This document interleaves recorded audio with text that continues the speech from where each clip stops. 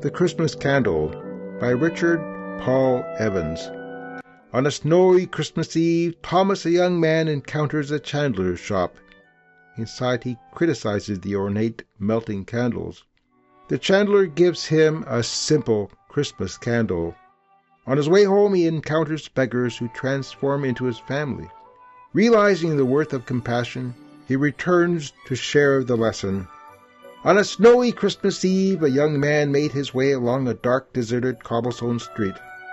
His name was Thomas, and he was wrapped in a woolen cloak, a knapsack flung across his back. In his hand hung a tin candle lantern. Behind the lantern's glass panes sat the remains of a spent candle.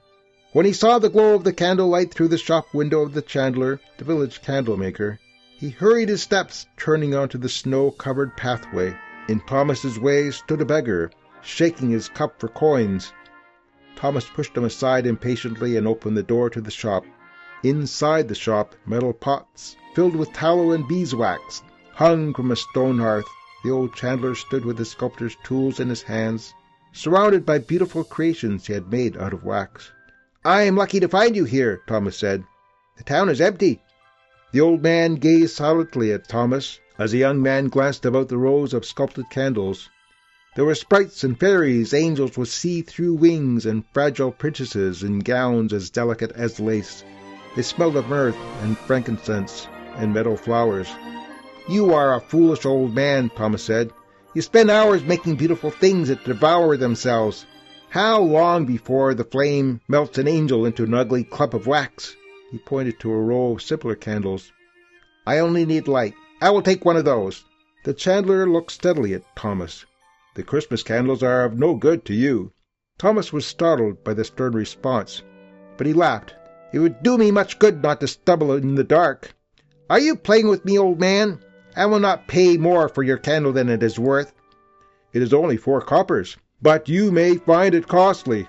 The old man's words were strangely serious. "I have money. Give me the candle," Thomas shouted. "It is late, and my family is waiting for me. I need illumination to find my way." "Then it is illumination you desire?" the chandler asked softly. "That is what I need," Thomas replied. The candlemaker nodded slowly. "So you do." He took a candle, dipped it over a flame, then placed it inside the lantern's tin frame. Thomas dropped some coins on the counter and walked to the door. The old man's lips pursed in an odd, amused smile. "Merry Christmas, my brother," he said. The farewell surprised Thomas. To you as well," he stammered. Then he hastily stepped out into the darkness, the lantern lighting the road ahead. Thomas had traveled only a short distance when a shadow emerged from an alleyway. A robber, he thought fearfully. He held out his lantern. "Who's there?" he called. Then, in the light of the candle, he saw it was only a frail woman huddled against the cold. "Sir," cried the woman, a pence, please." His eyes narrowed in contempt at the beggar.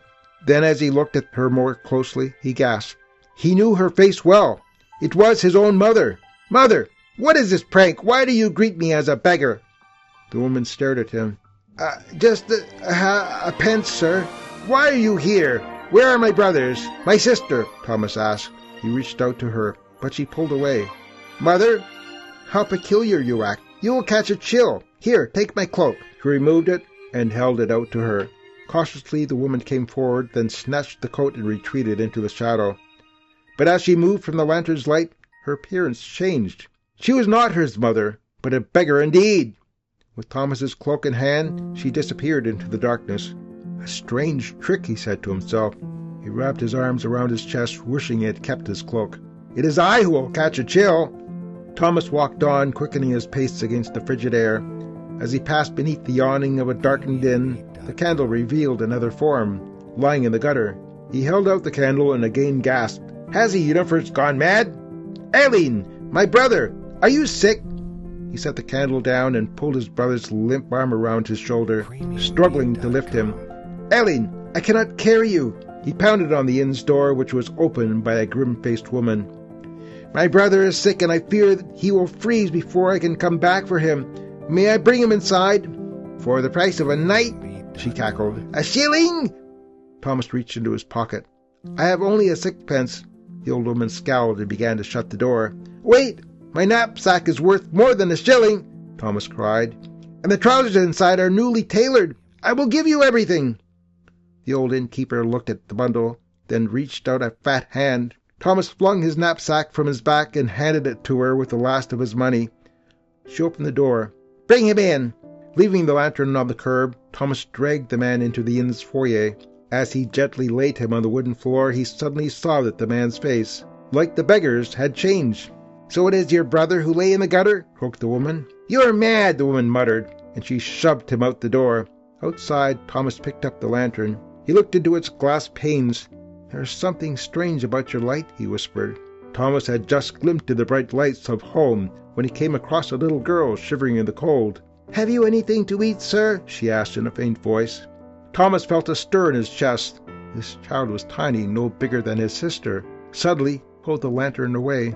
He couldn't shine it in her face. He could guess its trick. And what could he do for this poor waif? He had no food or money left to give.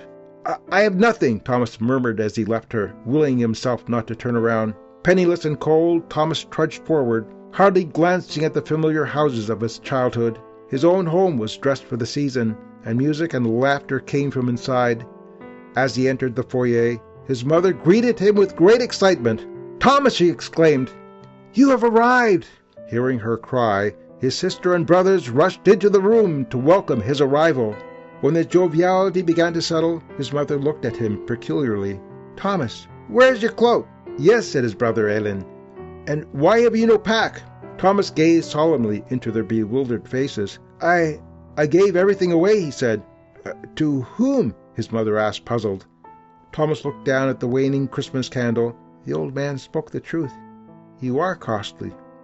A smile of understanding slowly spread across his face, but of great worth. "What is this riddle?" "What old man?" his sister asked. "A wise man who sculpts candles," Thomas replied as he gazed at the face of his sister. And just then, in his mind, her bright face became the woeful, hungry face of the poor child in the cold. Thomas looked at the sumptuous banquet laid out on the table.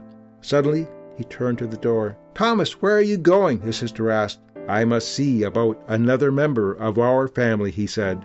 And as he left the warm, fragrant house for the cold night, Thomas's heart was warm with joy. For that Christmas Eve a lesson was learned and taken to heart. If we see things as they truly are, we will find that all, from great to small, belong to one family. And this truth, known from the beginning of time, is perhaps best seen in the joyous illumination of Christmas.